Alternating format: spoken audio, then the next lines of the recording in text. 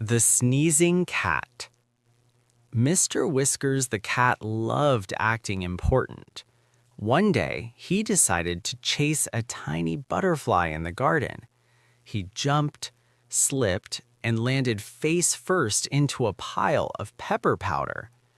Achoo! He sneezed so loudly that the butterfly froze in shock. Every sneeze made Mr. Whiskers spin like a furry top. The dog laughed, the birds laughed, even the flowers seemed to giggle. Finally, the cat sat down, dizzy and proud. "I planned that," he said.